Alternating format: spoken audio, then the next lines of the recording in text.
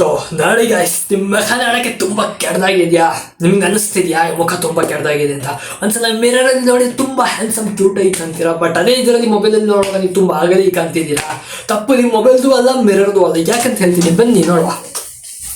So ನೋಡಿ guys, ನಿಮಗೆ ಇದು ಏನು ಅನಿಸ್ತದೆ? ಇದು ಮಿರರ್ ಏನು? ಮಿರರ್ ನಿಮ್ಗೆ ಏನು ನೋಡೋಕೆ ಸಿಗ್ತದೆ? ನಿಮ್ಮ ಮುಖ ನೋಡೋಕೆ ಸಿಗುತ್ತೆ. ಬಟ್ ಈ ಮಿರರಲ್ಲಿ ಇನ್ನೊಂದು ಫಾಲ್ಟ್ ಇದೆ.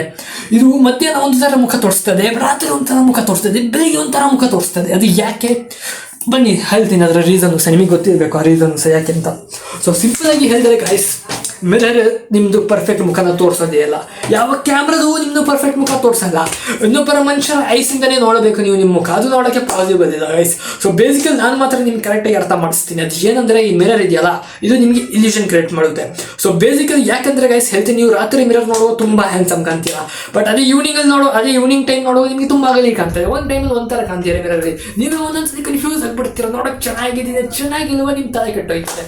ಸೊ ಸಿಂಪಲ್ ಆಗಿ ಹೇಳ್ತೀನಿ ಗೈಸ್, ನೀವು ಮಿರರಲ್ಲಿ ಸೈನ್ಸ್ ಓದ್ಬಿಟ್ಟಿದೆ, ನಿಮ್ಗೆ ಗೊತ್ತಿರುತ್ತೆ. ಯಾಕೆಂದರೆ ಮಿರರ್ ಅವಾಗ ಚೇಂಜ್ ಮಾಡ್ತಾ ಇರುತ್ತೆ. ಯಾಕೆಂದರೆ ಒಂದ್ಸಲ ಮಿರರ್ ಬೆಂಡ್ ಆಗುತ್ತೆ, ಒಂದ್ಸಲ ಮಿರರ್ ಹಿಂಗೆ ಆಗುತ್ತೆ, ಒಂದ್ಸಲ ಓವರ್ಲೇ ಆಗುತ್ತೆ. ಸೊ ನಿಮ್ಮದು ಫೇಸ್ ಸ್ವಲ್ಪ ದಪ್ಪ ಕಾಣ್ತದೆ, ಒಂದ್ಸಲ ಕಡಿಮೆ ದಪ್ಪ ಕಾಣ್ತದೆ, ಒಂದ್ಸಲ ಹ್ಯಾಂಡ್ಸಮ್ ಕಾಣ್ತೀರಾ.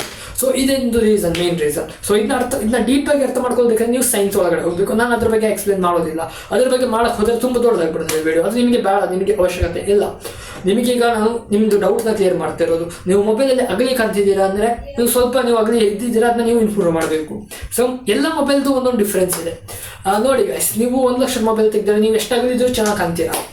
ಕನ್ಫರ್ಮ್ ಏನಾದರೂ ಚೆನ್ನಾಗಿ ಕಾಣ್ತೀರಾ ಅಂತ. ನೀವು ಚೆನ್ನಾಗಿಲ್ಲನೇ ಕಾಣೋದು. ಬೇಸಿಕಲಿ ನೀವು ಇಂಪ್ರೂವ್ಮೆಂಟ್ ಮಾಡಿದರೆ ನೀವು 1 ಲಕ್ಷ ಮೊಬೈಲ್ ಚೆನ್ನಾಗಿ ಕಾಣ್ತೀರಾ.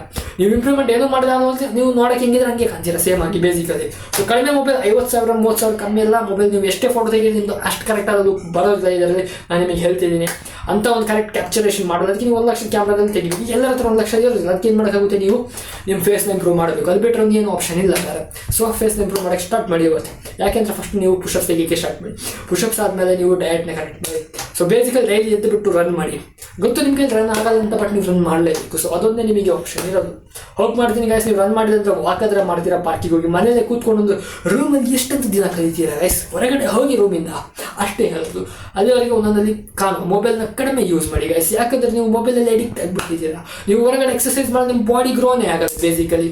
ಸೊ ನಾನು ಮಾತ್ರ ಒಂದು ಹೇಳೋದು, ನೀವು ಇದೆಲ್ಲ ಬಿಟ್ಟು ಬಿಡಿ, ಮತ್ತು ಹೊರಗಡೆ ಹೋಗಿ ಒಂದು ವಾಕ್ ಕೊಟ್ಟು ಮಾಡಿ. ಏನೂ ಆಗಲ್ಲ ಅಂದರೆ ಅಟ್ಲೀಸ್ಟ್ ಒಂದು ಎಕ್ಸಸೈಸ್ ಹತ್ರ ಮಾಡಿದ್ದೀನಿ ಹಾಕಿ ತುಂಬ ಇಂಪ್ರೂವ್ಮೆಂಟ್ ಕಾಣಕ್ಕೆ ಸಿಗುತ್ತೆ. ಸೊ ಅಲ್ಲಿವರೆಗೆ ಒಂದೊಂದು ವಿಡಿಯೋದಲ್ಲಿ ಕಾಣೋ ಗೈಸ್. ಹೋಪ್ ಮಾಡ್ತೀನಿ ನಿಮಗೆ ಇದು ಇನ್ಫಾರ್ಮೇಟ್ ಆಗಿ. ಸೊ ಕಾಣೋ ಗೈಸ್.